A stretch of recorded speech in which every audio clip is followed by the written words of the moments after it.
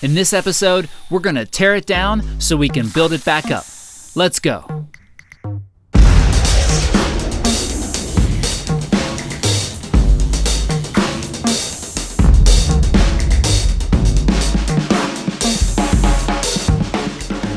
In our last episode, I introduced you to the key ingredients of Project Firebolt: the truck, the plan, and the very dirty but now somewhat cleaner engine that we'll be using. Now it's time to break this 5.3 down, see what we're working with, and start the process of breathing some new life into this trusty old workhorse. Let's get to work. So now that the engine is cleaner than it was, we can now tear everything down and get it ready for those upgrades we're gonna do. Our first job is to drain the oil, which was, hey, guess what? Super dirty.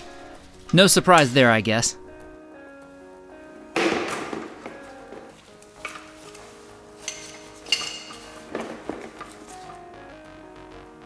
While the oil was draining, I sprayed the exhaust hardware with some penetrating oil to make the stubborn old bolts easier to remove. Next, it's time to get the intake manifold and fuel rail out of the way.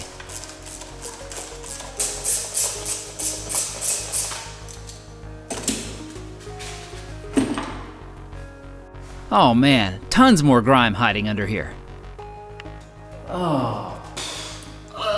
So I've watched a bunch of videos of people tearing down LS engines on YouTube, and they always have nuts all under the intake manifold. So I guess this is just what squirrels do. They store their nuts for the winter in your LS engine.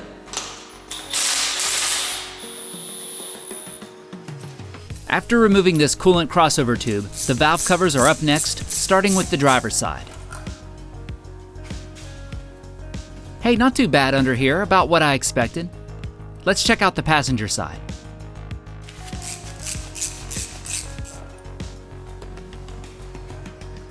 Good over here too. Now let's see if those old exhaust manifolds give us any trouble.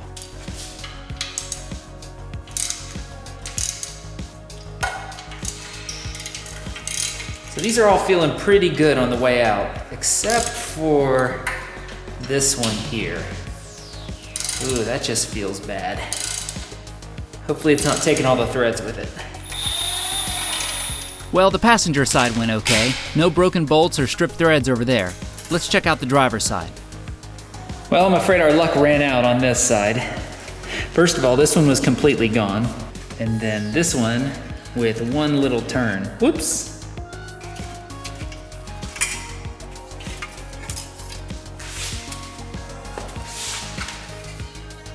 With all that out of the way, our next step is to remove the valve train bits so we can pull the cylinder heads. First up are the rocker arms.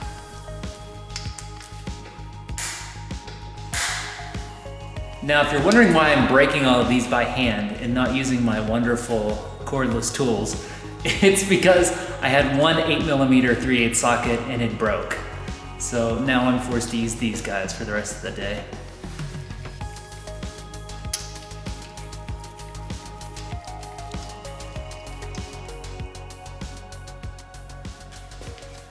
The rocker arm contact points all looked really good. Now let's inspect the push rods.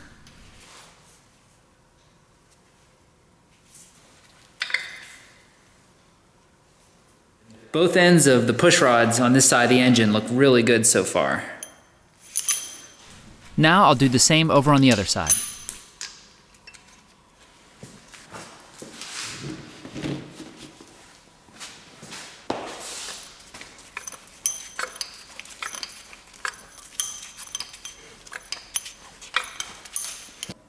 Same goes for the driver's side. These are all looking pretty darn good. Well, this old 5.3 is looking good so far. Let's pull the heads and take a closer look.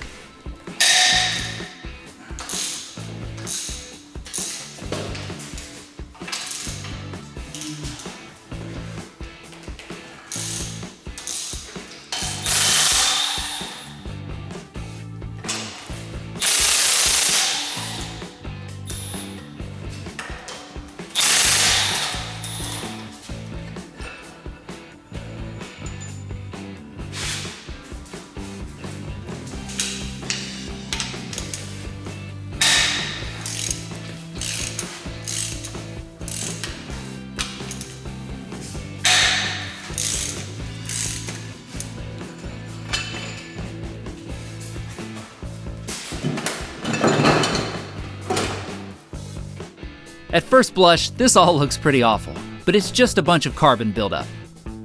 The cylinder walls all look normal with no unusual wear or damage. Nice.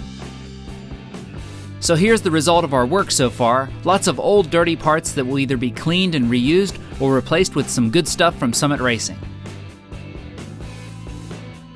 The cylinder heads have been around the block a couple 100,000 times, but show no signs of any damage, just lots of carbon gunk. My plan is to take these to the machine shop to have them cleaned and reconditioned.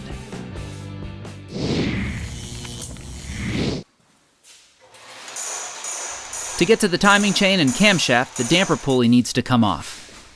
First up is to give the center bolt a little persuasion with the impact gun.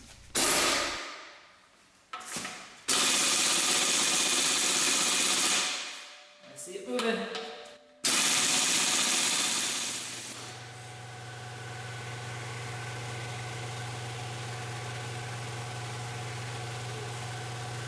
Okay, now that we have the center bolt out of there, we can use our OTC damper puller remover to then slide this off the crank. Now it comes with a few different sizes of these rods for different types of vehicles. I found this one to be pretty good for the old 5.3 here. Slide it in the middle.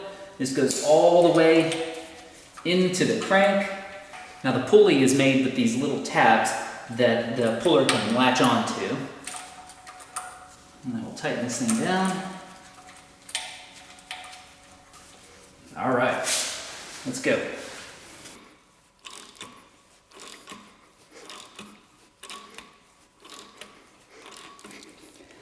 You can see as we crank down on the puller here, the crank pulley slowly making its way off the crank.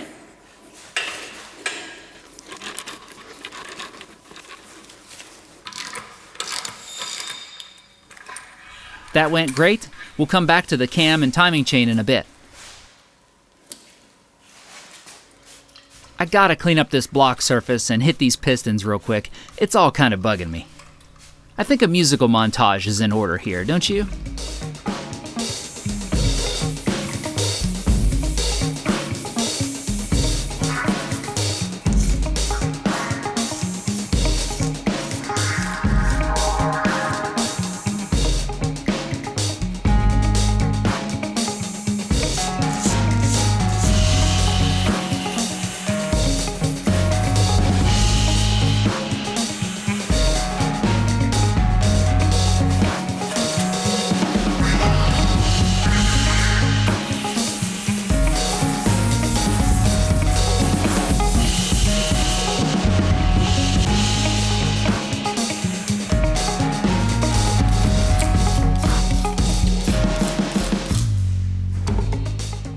Okay, that's looking good. Still more work to do on those head mating surfaces, but I'll work on that later. Next, I pulled the lifter valley cover so I can clean it and replace the gasket later on. Now out come the lifters, which got a quick inspection and thankfully only showed signs of normal wear and tear. Next, we flip the engine in order to remove the oil pan and related parts. We won't be reusing any of this as the truck oil pan isn't very engine swap friendly and the Tacoma isn't too spacious down under.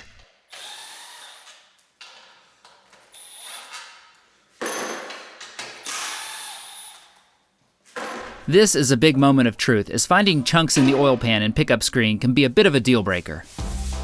So no surprises in here so far.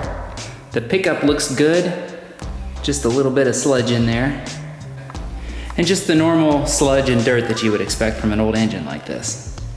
Luckily, no surprises in the oil pan either. Woo, that was a relief. Let's keep going.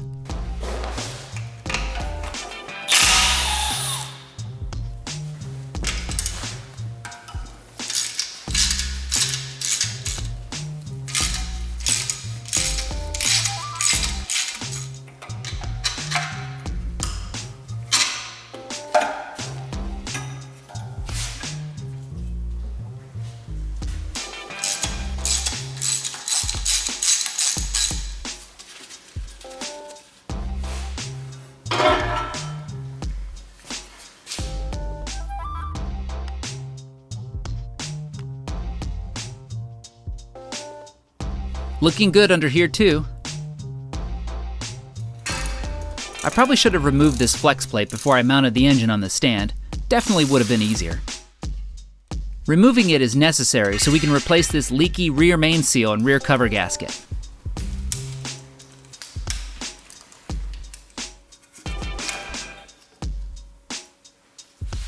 Now let's go around to the front of the engine and remove the timing cover.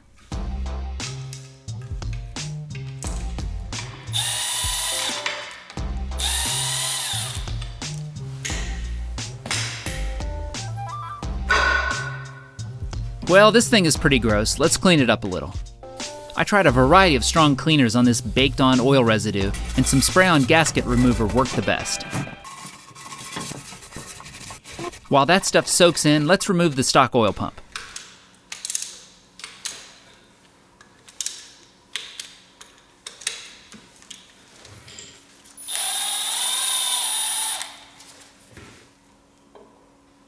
With that out of the way, we've got a great view of the timing chain setup, which is next to go.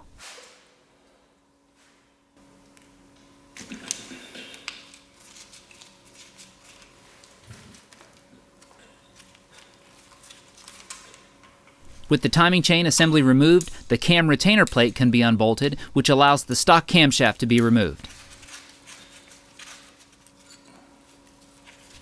A well-known tip is to use your old water pump bolts as a simple cam removal tool.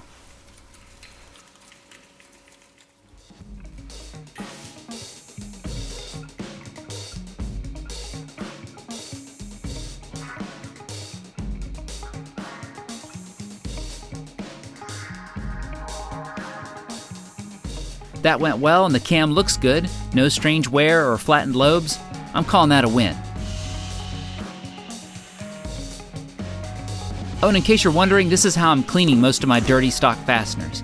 I just chuck them into an old bin like these, pour in some mineral spirits and let them soak.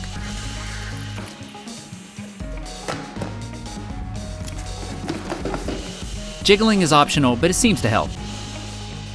Thank you for watching, and thank you to Summit Racing for making this video series possible. Please drop them a line on social media if you enjoyed this video. I would appreciate it very much. Also, don't forget to come hang out with me on any of these spots. I'd love to hear from you over there.